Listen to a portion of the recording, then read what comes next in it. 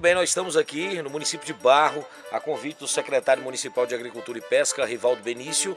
Rivaldo, algo bem diferente, inusitado, né? Um apicultor criando as abelhas dentro do município, na sede, porque na verdade os criadores, os apicultores, eles são destinados à área com mato, né? Distritos, né? Sítios, e esse não, aqui na sede. Então nós fizemos questão de fazer parte, fazer a cobertura a convite do secretário, né, Rivaldo, para que fizéssemos então essa reportagem e levasse ao conhecimento da população que há a possibilidade de criar abelhas dentro da sua residência. Para minha surpresa, Gustavo Campos, quando eu fiquei sabendo dessa residência que criava essas abelhas, de imediato a gente já procurou quem era o dono, o proprietário, e por incrível que pareça, era uma pessoa que eu já conhecia há bastante tempo. E assim, a gente não pensou duas vezes, a primeira coisa que veio na mente da gente é levar a TV Liberdade lá, para que fizesse um registro e mostrasse para a nossa cidade, para o mundo, porque igual a mim, que não sabia, eu sei que grande parte da população aqui da nossa cidade também não sabe que existe esse criador. Como você falou, são abelhas que não tem ferrão, que pode ser criado em qualquer espaço, até mesmo dentro de casa. Muito bem, então agora você vai acompanhar a gente nessa visita, tá? Nós vamos fazer então agora essa visita, vamos lá? Ao chegar na residência, nossa equipe foi recepcionada pelo proprietário Alisson, que fez questão de gravar conosco em seu pequeno oásis no fundo de sua residência. Lá o mesmo relatou que sua inspiração veio através de um tio. Eu iniciei a meliponicultura através de um tio meu que morava em Mossoró. Eu era criança e ele sempre criou, sabe? Tinha muita lá, ele era um dos maiores criadores do Rio Grande do Norte, de abelhas sem ferrão. E ele criava basicamente a jandaíra. Aí eu sempre cresci com esse interesse de criar ela mesmo, porque o mel, como você provou, é uma delícia. E altamente medicinal. Eu produzo aqui para meu consumo o própolis. Eu tenho para o meu consumo também o pessoal chama de geleia real, que é o pólen, né? Tem o mel de altíssima qualidade, um mel que não dispensa comentários. E também por gostar da natureza. Eu gosto muito dessa questão de natureza, de planta, dessas coisas, me deixa bastante relaxado, sabe? Então isso aqui é meu refúgio, minha fuga dos problemas do dia, né? Então, como eu cresci vendo meu tio criando, sempre achei muito interessante. Aí, quando eu vim morar no Barro, eu vim de Fortaleza para o Barro em 2012 e comecei a me instalar aqui devagarzinho e terminei com minha esposa e fiquei aqui, né? Aí, e aqui no Barro eu comecei a viajar para o Rio Grande do Norte. Chegando no Rio Grande do Norte eu conheci um rapaz que criava jandaíra. E eu perguntei, você me cede 2 colônias dessa? O cara disse, pode ser. E adquiri 2 colmeias com ele. Aí trouxe para casa e comecei a estudar sobre elas. Como reproduzir, como alimentar, como fazer elas desenvolver. E terminei que criei um conhecimento bem bacana com elas. Aí logo iniciou-se a pandemia. Aí no período do início da pandemia, que eu fiquei sem sair de casa de jeito nenhum, aí elas que foram segurar a peteca, né, pra gente não ficar doido. Aí eu comecei a estudar um processo que poucas pessoas conhecem, chamado mini colônias, onde eu pego de uma abelha, você consegue fazer, somando ela e as divisões, você consegue fazer 4 abelhas em um ano, certo? Você vai pegar aquela abelha forte, a matriz, você vai dividir ela em duas, assim, vai fazer 2, né? De uma você faz 2. Com 5, 6 meses você vai conseguir fazer mais 2. Ou seja, você consegue de uma, você consegue fazer mais 3, né? No caso, você fica com 4 em um ano. Com a técnica que eu desenvolvi é um pouco chata porque demanda muito cuidado. Então eu consigo transformar uma colmeia em 15, 20 por ano e mantendo a minha matriz forte. Eu tenho aqui jandaíra, mandaçaia, jati, canudo, uruçu tiúba, que é aquela grandona que você ficou com medo. Aí tenho as trigonas aqui, eu tenho a canudo, tenho a cupira, aí tenho a moça branca e tenho a marmelada, que é o que dá um dos melos mais desidratados do planeta. O mel delas é um marmelo mesmo, é bem grosso. Eu vou tentar tirar um pouco para vocês provarem, elas são meio valentes, mas dá certo. É mais o bom delas, nenhuma delas tem ferrão, tá? Quanto ao valor do mel delas, tá? O mel da jandaíra, quando ele é tirado do mato, sem nenhum tipo de preparo, o pessoal vende ele na média de R$100 o litro, tá? Quanto custa o litro do mel de jandaíra tirado com todo o cuidado, asepsia? O da jandaíra varia em torno de R$200 o litro. Já o da jati chega a R$400 o litro. Uma colmeia produz uma média de 250 a 500 ml de mel por ano.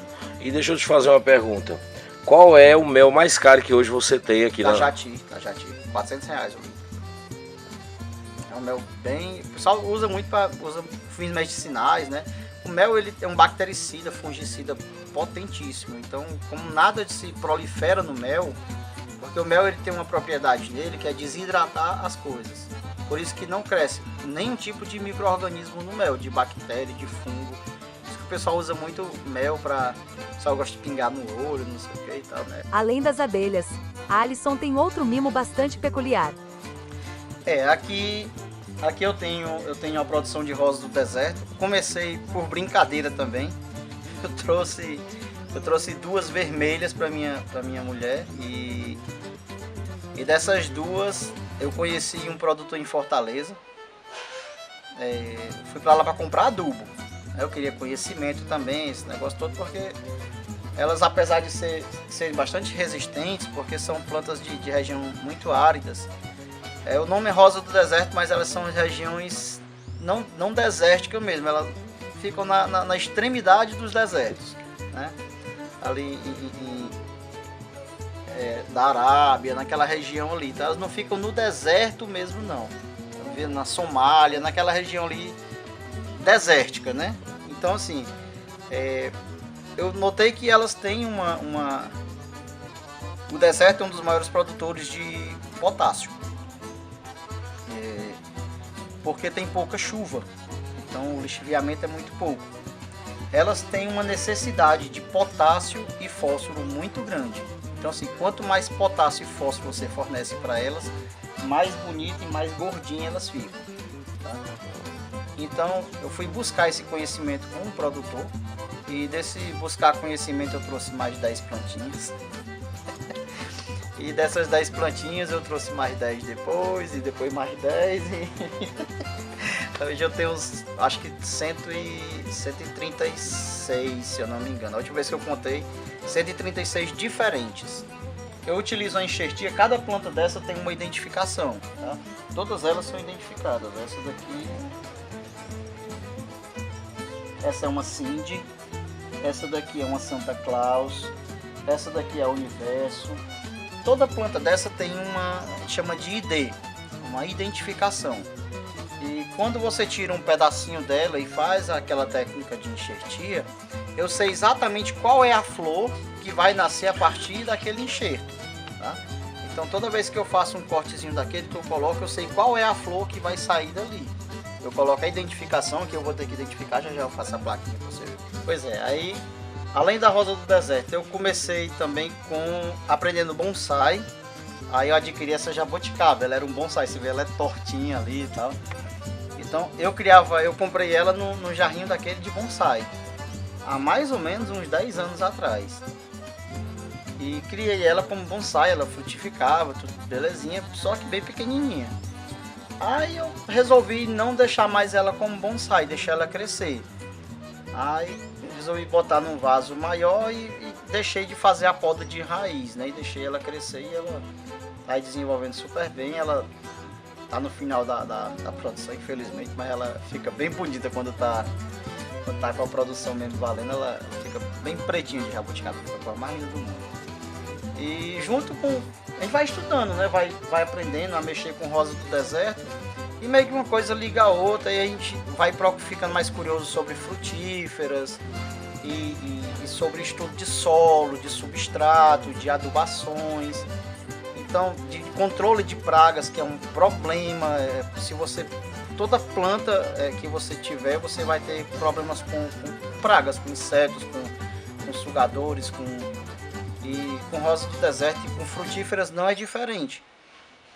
O bom da frutífera, cultivando elas aqui, eu consigo fazer às vezes até o cultivo delas sem a utilização do agrotóxico. E tem a questão também da diversificação cultural. Quando você faz uma monocultura, você vai ter muitos problemas, porque vai chamar aquele inseto específico. Quando você tem vários tipos de planta, depois que eu passei a ter outras plantas, eu diminuí a quantidade de problema com os insetos de monocultura. Exemplo, na rosa do deserto a gente tem um problema seríssimo com ácaros e cochonilhas, tanto a de carapaça como a cochonilha branca. Inclusive aqui na minha mangueira está com cochonilha branca. Então aí é onde entra o bom da diversificação cultural. Elas saíram da rosa do deserto e foram para a mangueira. Tá? Então a mangueira tem uma resistência maior, por ser uma planta maior, de grande porte. Elas estão dando preferência à mangueira. Então eu tirei um problema da minha rosa do deserto, transferi para uma planta que suporta melhor. Então termina que eu diminuo a quantidade de agrotóxico ou de pesticida, de inseticida, e por conta de ter uma diversificação de cultura de plantas. E como eu tenho abelhas, para mim botar agrotóxico aqui dentro, inseticida, essas coisas é bem complicado. Assim, eu utilizo eles em última, sabe, não dá mais, tem que usar. Aí eu pego aquela planta, separo, aí faço um banho nela, geralmente depois de 6 horas da noite, que é onde as abelhas já estão. Tenho que fechar todas as colmeias, faço a pulverização. Quando dá mais ou menos umas 9 a 10 horas da noite, eu venho com a água e dou um banho nas plantas tudo de novo para poder diminuir o máximo possível o efeito deles no próximo dia. E dessa forma tem dado certo, não estou tendo tipo de problema com questão de agrotóxico e as abelhas, mas como eu estou lhe falando, eu evito ao máximo. Dá para evitar, eu evito.